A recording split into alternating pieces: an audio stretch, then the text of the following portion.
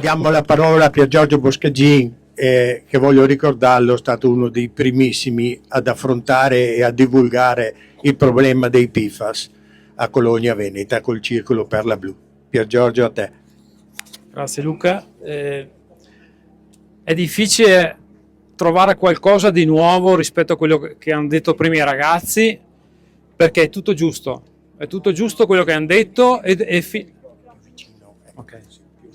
Dicevo che è un po' difficile trovare parole nuove rispetto a quello che abbiamo sentito fino adesso, perché i ragazzi hanno detto tutto quello che serve, così come quelli che mi hanno preceduto.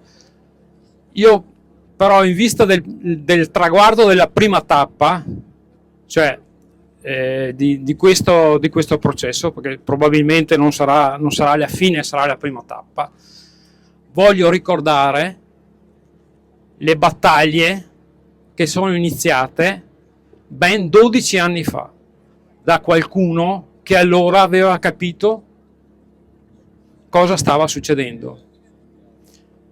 E voglio ricordare tutti che da 12 anni a questa parte si sono spesi, si stanno spendendo perché un diritto sacrosanto venga salvaguardato e che vengano colpiti chi questo diritto ci ha tolto. Okay?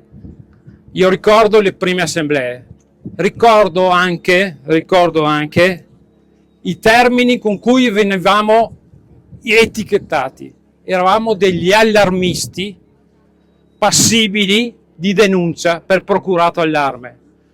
Siamo qua alla vigilia, come dicevo prima, della prima tappa di un lungo percorso iniziato nel 2013, dove nessuno, neanche tra le istituzioni, voleva aprire gli occhi. Bene, li abbiamo fatti aprire noi, con il nostro lavoro.